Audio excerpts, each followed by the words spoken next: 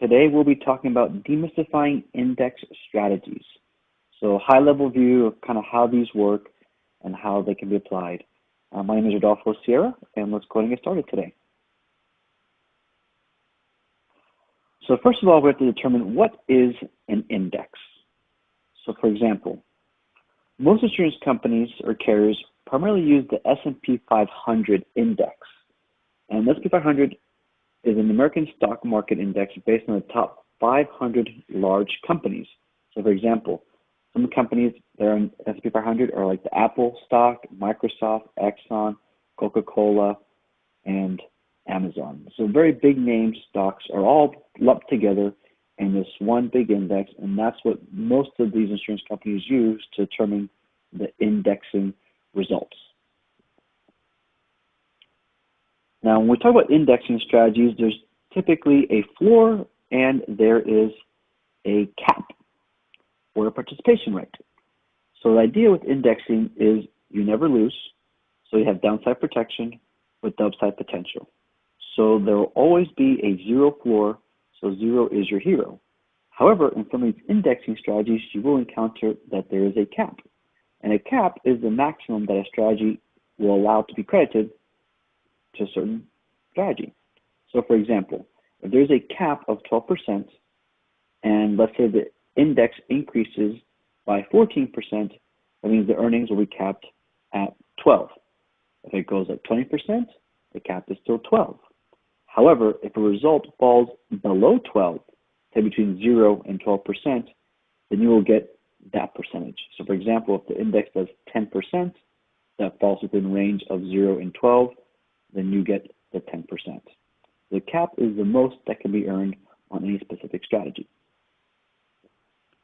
Now, some companies offer a participation rate. A participation rate is also a maximum that a strategy will credit. So for example, let's just say a participation rate on a certain strategy is 90%. And let's just say a one-year increase in an index is 10%. So the max participation rate earned will be a 9%. So 10% of the index times 90% of the participation rate equals 9%. And these participations can vary widely from 20, 30, 40, 50%. I've seen some 120, 150, up to 200%, depending on the different strategies. So it varies from company to company and even product to product. So that is a participation rate. Now, a basic strategy is something that some companies offer. These are the accounts where all premiums are initially paid. So whenever you pay your first month's premium, it gets put into a basic strategy until it's ready to be indexed with indexing strategies. Now, certain charges are taken out from this basic strategy. The cost of insurance and other fees or reductions come out of there. Now, if the value of the basic strategy is not enough to cover the charges, then charges will be taken from the fixed term strategy and or the indexing strategies. So let's take a look at what the fixed term and the index strategies are. With the basic strategy, there's also a sweep date. Now, this is the date that the funds in the basic strategy in excess of the minimum values will be allocated to the chosen interest crediting strategies. So for example, what these insurance companies do is, depending on who they are, some do it daily, some do it monthly, some do it weekly. When it comes to sweep dates, they determine which specific day of the month or of the week they're going to allocate money to put towards these crediting strategies. And on that one day, they gather all the money that's in the basic strategy and put it towards this indexing, and that's how they generate the value from month to month or year to year, depending on your specific strategy. And some examples of some different interest crediting strategies on some of the flagship products are, like we mentioned a second ago, the fixed term, which we'll explain here in a minute what that means. There's also a point-to-point that put a cap focus. Some do a point-to-point with a participation rate focus. Some do a point-to-point with no cap. And also some do a point-to-average indexing strategies. In the next couple of boards, we're going to break down each one of these strategies and see how they work and how the companies use them. So for example, a fixed term strategy is a rate of interest declared by a company that we credited to this account on a daily basis. So for example, a company may say, for this month, the fixed term is going to be 4%. And then what's going to happen is the companies are then going to allocate the money in the basic strategy with the fixed term and just give you 4%. Pretty straightforward and simple.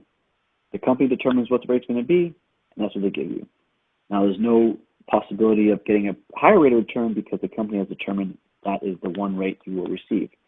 So it's always good to use a little bit of the money of a premium that goes to a policy to put towards a fixed rate. That means there's always a guaranteed rate of return. But the majority of the premium will be put towards the indexing strategies. So for example, a point-to-point. A point-to-point method measures the change in the index value from the start of a segment to the end of a segment. And typically, that is a 12-month period. Now, some companies do 24 months. I've seen some that do 3 or 5 years. It just depends on the company. So in essence, what the company is doing with the point-to-point is looking at the change in the index divided by the starting index value to determine the index growth. So for example, let's assume that the client is getting a participation rate of 100% and there is a cap of 12. If the index growth is 10%, that means that the index segment will be credited 10%. And since 10% increase times 100% participation falls below the 12% cap, thus the credit is the 10%. So let's take a look at the numbers and how they really calculate this example here. Let's go down to the bottom of the page. We can see how the credit interest is measured for point-to-point. Let's just say that in the beginning of the year, let's use March 1st as an example of 2017, the index value begins at $1,000. 12 months from now, March 1st, 2018, that same index now has grown to 1,150. That means there's been a 15% growth of the index. So if you get the ending value of 1,150, you subtract it from the 1,000, which is the beginning value, you get 150. You divide that 150 by the beginning value of 1,000, that gives you the 15% calculation. Now, if we know in this example here that there's a cap of 12, even though the index earned 15%, you already get credited 12% given the example of the cap here. Now, point to average. Point to average is where the index growth equals the difference between the index beginning value and the daily average. Then the difference is divided by the index beginning value. So in essence, to calculate daily average, you have to do it over a 12-month period. So what the companies are going to do is they're going to take an average of the index values from beginning date and every day the market is open during that 12-month term. So for example, let's just say the beginning value of March 1st is 1,000. And the daily average, that means every single day, 365 days, well, not 365, about 250, the days that the markets are open, you take a daily average of what that number is. Well, in this example, let's say the daily average is at $1,100. So that means there's been a 10% growth. How do we calculate that number there? We'll get the daily average of 1,100. You subtract the beginning value of 1,000, giving you 100. You divide 100 into 1,000, and that's where you get your 10%. And that's how you determine the point to average, is using a daily average over a 12-month period.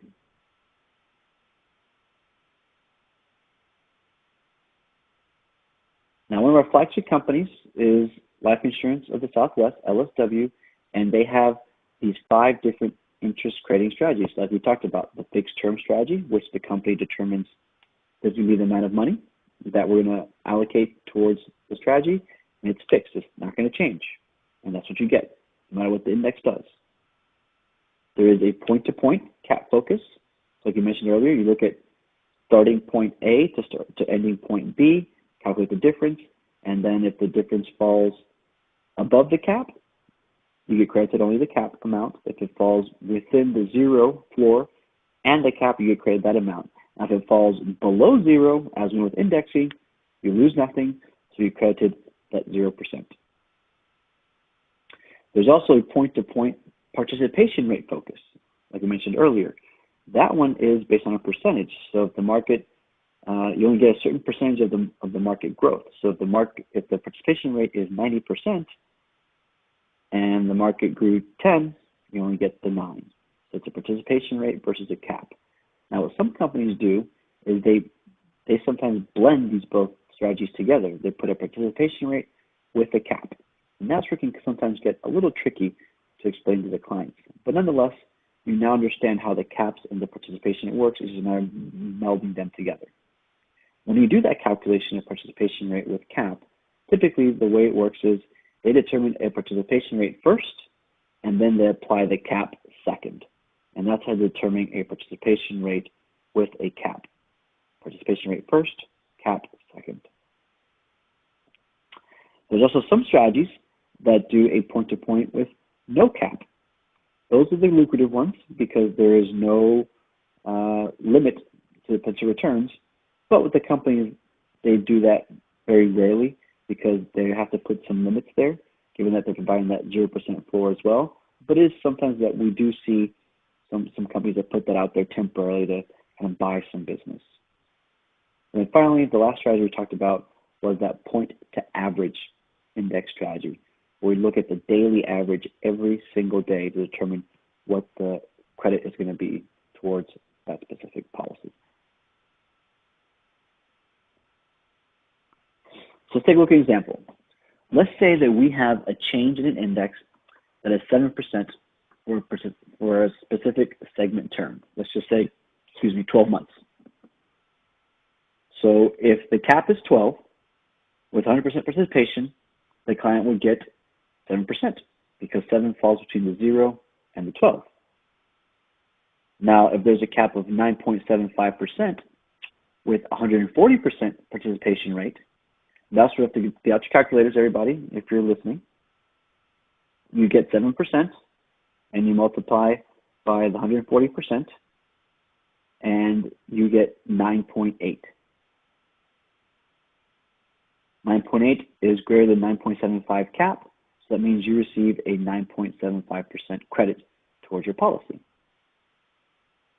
Now, if there is no cap, but it has a 55% participation rate, then what we do is you multiply 7, because that's the rate of return you got, times the 55%, and you get that 3.85%.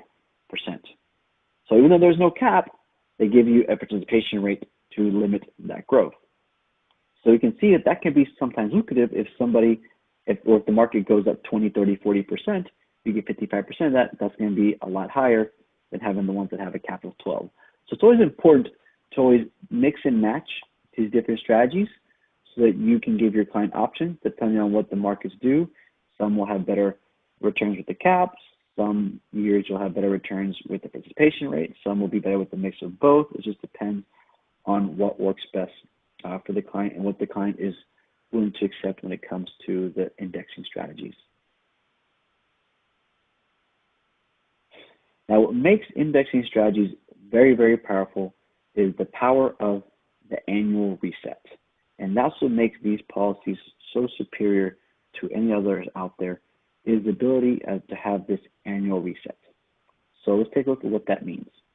That means that the interest is locked in to the accumulation value annually, every single year.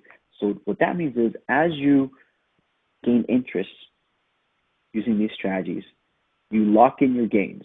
So if you grow 10% one year, you get to keep that 10% regardless if the markets go down the following year. It doesn't fluctuate. You get to keep what you've earned, and then you grow from there. It provides opportunity when the index is up and protection when the index is down.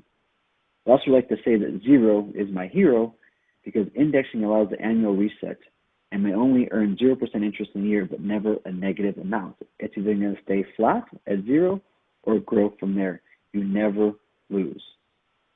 Because of the annual reset, the index does not have to make a value from a down year. The index's year-end value becomes the year start value, and that is crucial to understand when you explain to your clients the power of the annual reset. You don't start from the bottom. Even though the market may lose the following year, you do not go down. You have to keep what you've earned and grow from there. And that's the power of having indexing as a strategy when it comes to either the index universal life products that we offer through Global America Financial, or even the index annuities as well. It gives you those better options. We call it the middle of the road, right? It's not too risky, but it's not too safe. It provides just enough returns to where the policy will continue to grow at a steady pace.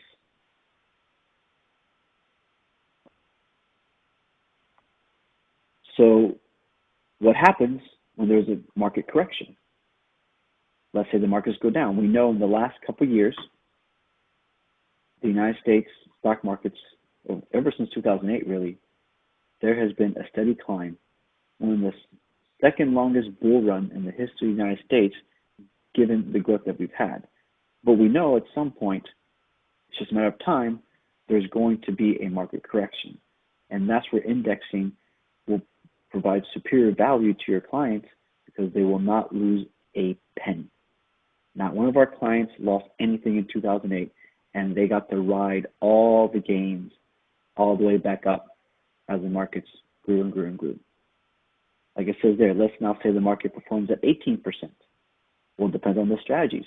If there's a cap of, say, 12, like we talked about earlier, then the cap is 12 instead of the 18. But if there's a participation rate of, say, 55%, let's just say 50% for simple math, we're looking at a 9% growth over that time frame. But again, you never lose, and that's the power of indexing.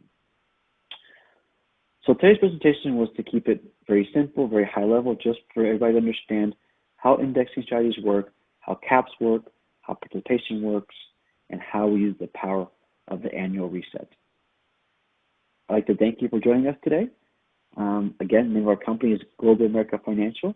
If you have any questions or you want more information, we have a lot of material, a lot of content on our website at www.globalamericafinancial.com.